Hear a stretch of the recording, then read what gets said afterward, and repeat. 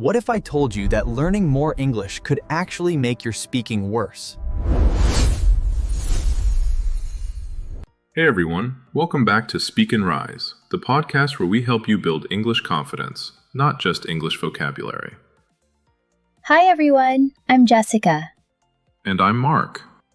And today we're talking about something almost every English learner does. But most people don't even realize they're doing it. Exactly. If you've ever known what you wanted to say in English, but it took forever to come out. Or if you've ever frozen in a conversation, even though you knew the words. Or if speaking English feels mentally exhausting. Then this episode is for you. Because the problem might not be your grammar.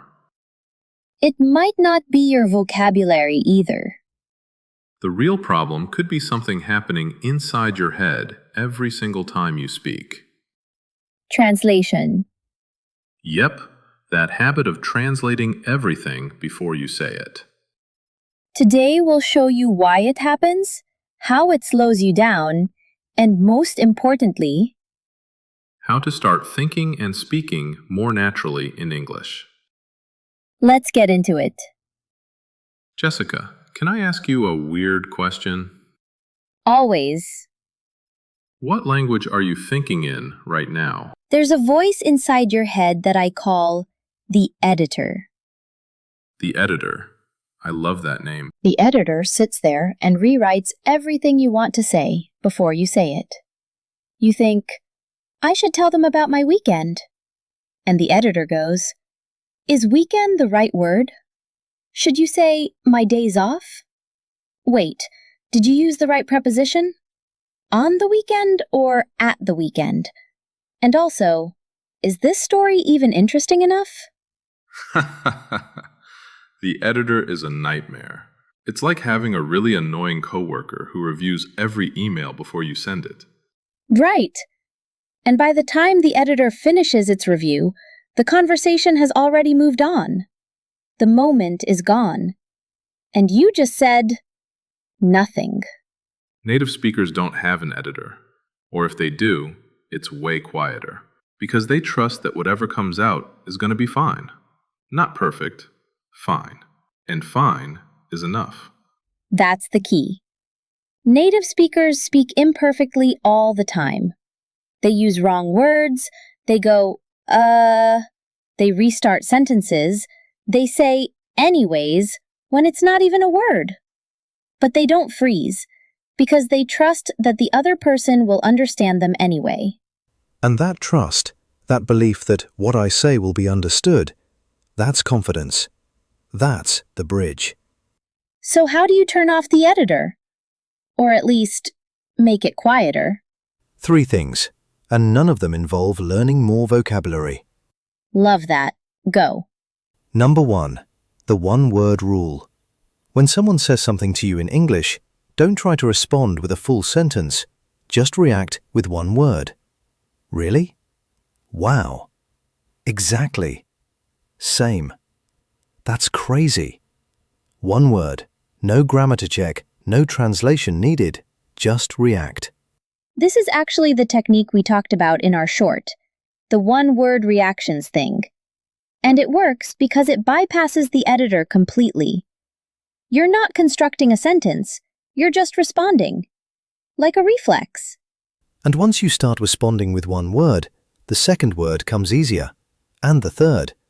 It's like opening a door that was stuck. You just need the first push. Number 2, self-talk. Talk to yourself in English. Out loud, when you're alone. Not, I am studying English type of self-talk.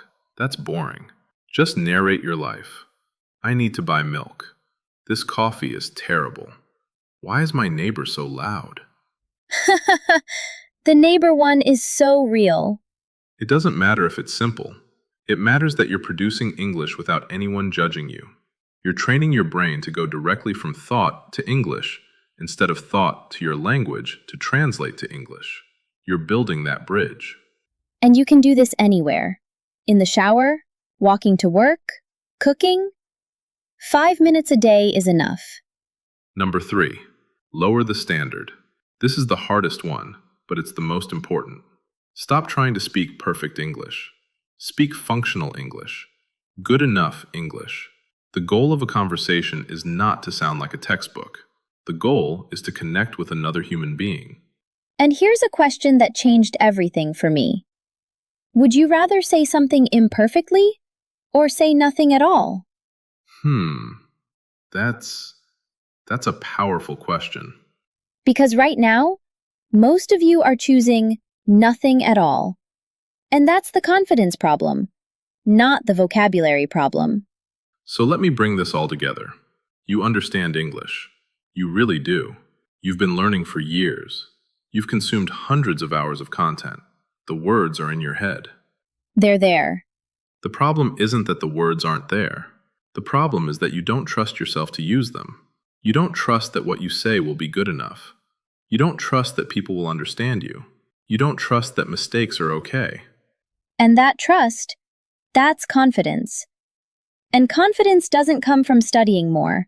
It comes from speaking more, even badly, even imperfectly, even with one-word reactions. You don't have a vocabulary problem. You have a confidence problem. And the only way to fix a confidence problem is to do the thing you're afraid of. Speak. Not perfectly. Just speak. So here's our challenge for you this week. Use one-word reactions 5 times in real conversations. Really? Wow. Exactly. That's it. No full sentences, just one word. And see what happens. And come back and tell us how it went. Drop a comment. We're building this community together. People who are choosing to speak, even when it's not perfect. Subscribe if you want more conversations like this. We drop new episodes every week. You don't need more words. You need more courage. See you next time.